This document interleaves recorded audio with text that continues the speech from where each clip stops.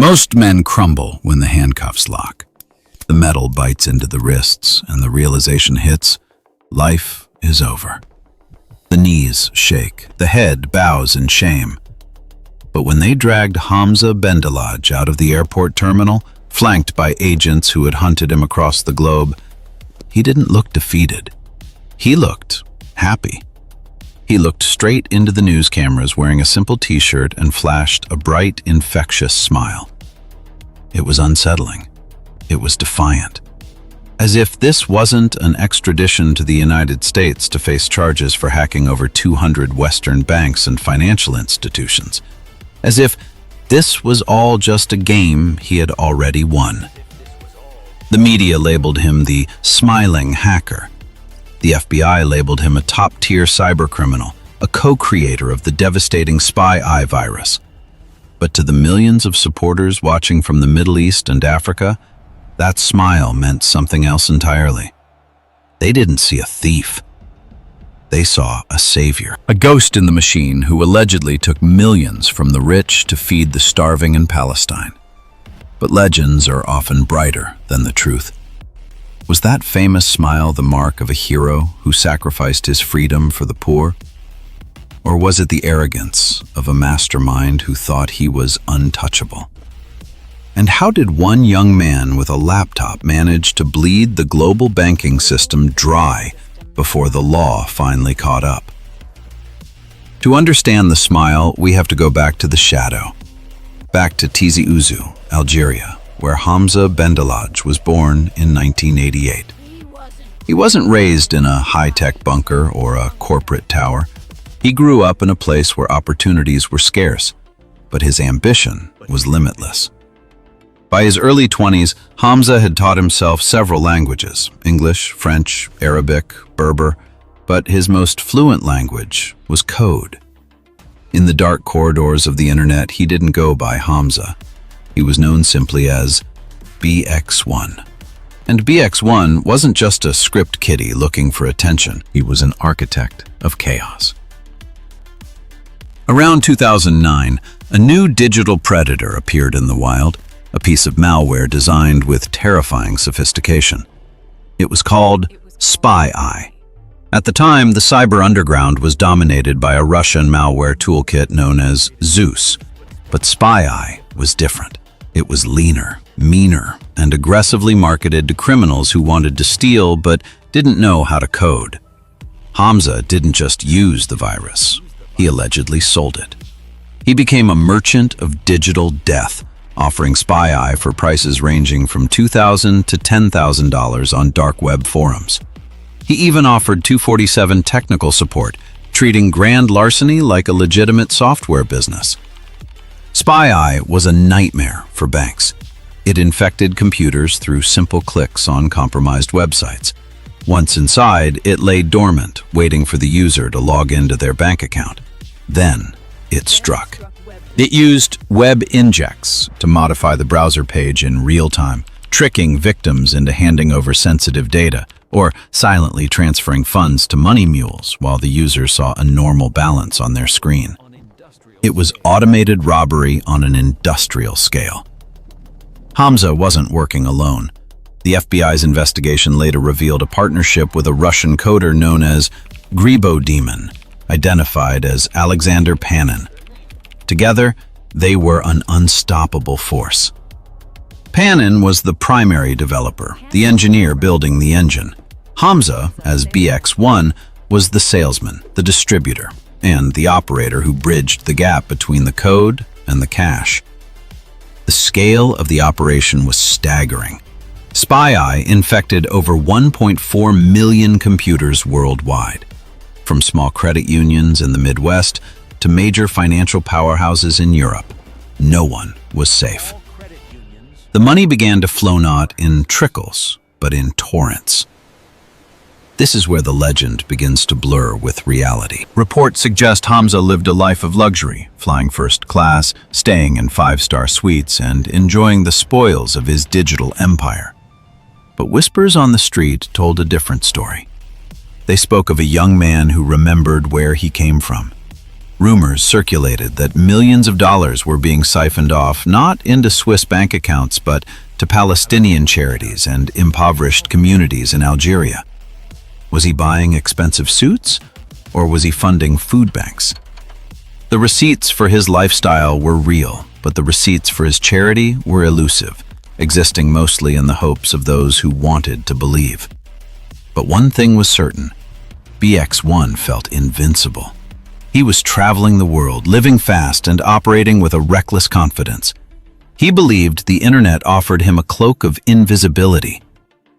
But he was wrong. In the digital world, every action leaves a trace. And while Hamza was counting his money, an elite team of agents across the Atlantic was counting his mistakes. While Hamza was building his legend, the FBI was building a trap. The investigation didn't start with a battering ram. It started with a whisper on a forum called Dark Code.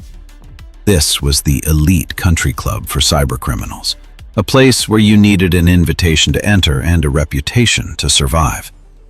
BX1 was a star there. But in the digital world, you never truly know who is on the other side of the screen. The Bureau didn't try to hack the hacker. They simply became his customers. In a masterstroke of social engineering, undercover agents posed as fellow criminals. They approached BX1, stroking his ego, asking for his help, and offering to pay top dollar for a custom version of SpyEye. Hamza, confident in his anonymity, took the bait. He sold a piece of the code to an agent for $8,500. But he didn't just sell software. In that transaction, he handed over the digital fingerprints that would seal his fate. The transaction allowed agents to pinpoint his server infrastructure in Atlanta, Georgia. They watched the traffic. They logged the keystrokes. They saw the money moving. But an IP address isn't a person. They needed a face, and they needed a location. Hamza made a critical error. He got comfortable. He wasn't hiding in a basement in Algiers anymore. He was a jet setter. He traveled with his family to Malaysia, to Egypt, to Turkey. He treated international borders like mere suggestions. The FBI tracked his movements, waiting for him to step onto soil where they could legally touch him. The opportunity came in January 2013. Hamza boarded a flight from Malaysia to Cairo with a layover in Thailand. It was a long journey, likely filled with the mundane boredom of air travel. He probably watched a movie, ate a meal, and slept, completely unaware that his name was flashing red on an Interpol notice. When the plane touched down at Suvarnabhumi Airport in Bangkok, the trap snapped shut. He was waiting in the transit lounge, perhaps stretching his legs, checking his phone. Suddenly, he was surrounded. Thai immigration police, acting on intelligence from the FBI, swarmed him. There was no shootout, no dramatic chase through the terminals. It was surgically precise. When they searched his carry-on luggage, they found the smoking gun, his laptop. It wasn't encrypted enough to hide the truth. Authorities later claimed the device was a mobile command center containing evidence of millions of hacked accounts and the controls for the global SpyEye botnet. It was in this moment, surrounded by officers, handcuffs clicking onto his wrists, that the smiling hacker was born. Most criminals hide their faces from the press. They pull their shirts over their heads. Hamza did the opposite. As photographers snapped the pictures that would go viral, he looked directly at the lens and beamed. He told reporters, "I am not a terrorist." He joked about the situation. He acted as if he were a tourist who had simply taken a wrong turn. But the FBI wasn't laughing. They had their man, and they were ready to bring him to the United States to answer for every cent stolen, every bank breached, and every line of malicious code he had ever written. The party was over. The trial was about to begin. Hamza was extradited to the United States, trading the tropical heat of Bangkok for a cold cell in Atlanta, Georgia. The smiling hacker was no longer a ghost. He was inmate number 60032-019. The charges against him were heavy enough to crush anyone's spirit. Wire fraud, computer fraud, and conspiracy. The Department of Justice wasn't just looking to punish him. They wanted to make an example of him. They described SpyEye not as a tool of protest, but as a digital weapon that had caused astronomical financial damage. The prosecution painted Hamza not as a Robin Hood, but as a ruthless, modern-day bank robber who had automated theft for profit. But while Hamza stood silent in the courtroom, the world outside was screaming. A strange phenomenon occurred. As news of his trial spread, the legend of the Robin Hood hacker went viral. Social media posts claimed he had donated over $280 million to Palestinian charities. Pictures of his smiling face were shared millions of times, with captions declaring him a hero of the people. And then, the darkest rumor of all began to circulate. A report surfaced claiming that Hamza Bendelladj had been sentenced to death. The internet erupted in fury. Petitions were signed. People took to the streets in virtual protest. The image of the smiling man facing the gallows became a symbol of resistance against the corrupt Western banking system. The narrative was perfect. The man who stole from the rich to give to the poor was going to be executed by the empire. But it was a lie. In the United States, financial crimes, no matter how massive, do not carry the death penalty. Hamza was fighting for his life, yes, but he was fighting for a life outside of a concrete box, not for his breath. Inside the courtroom, the reality was far less romantic. Hamza pleaded guilty. He admitted to distributing SpyEye. He admitted to the damage. There were no grand speeches about saving the world, no proof of the millions donated to charity presented to the judge. The defense tried to argue that he was just a young man who got in over his head, swept up in the thrill of the code. The judge, however, saw the calculated precision of his actions.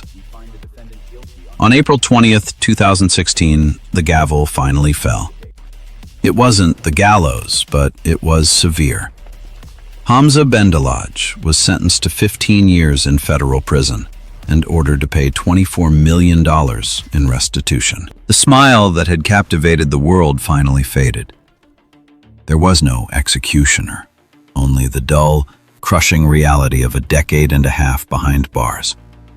The man who could breach the world's most secure vaults was now locked inside a cage he couldn't hack his way out of. Hamza Bendelladj is currently serving his time at a federal correctional institution in the United States. The digital empire he built has long since crumbled. SpyEye, once the apex predator of the internet, is now obsolete, replaced by newer, smarter, and more invisible threats. In the fast-moving world of cybercrime, 5 years is a century. The code that terrified banks in 2010 looks like a stone tool compared to the weapons used today. But the legend of the smiling hacker refuses to die. To this day, you will find his face on t-shirts in markets across Algiers. You will find murals of his smile in the streets of Palestine. The truth about the millions of dollars donated to charity remains unverified by any court or bank record. Did he really feed the poor? Or was it just a story we told ourselves because we wanted it to be true? Perhaps it doesn't matter. The myth became more powerful than the man. Hamza became a vessel for a global frustration. In an era where the financial elite seem untouchable, seeing a young man from the global south bring the banking system to its knees felt like justice to many, regardless of the legality. He wasn't celebrated for the theft. He was celebrated for the target. His story leaves us with a haunting question about the digital age. We live in a world where a single person, armed with nothing but a keyboard and an internet connection, can shake the foundations of the global economy. The walls of our banks are no longer made of steel. They are made of code. And code can always be broken. Hamza Bendelladj smiled because he knew a secret that the rest of us were just beginning to learn. In the modern world, power doesn't belong to the one with the gun. It belongs to the one with the password. He may be locked away, but the door he opened can never be closed again.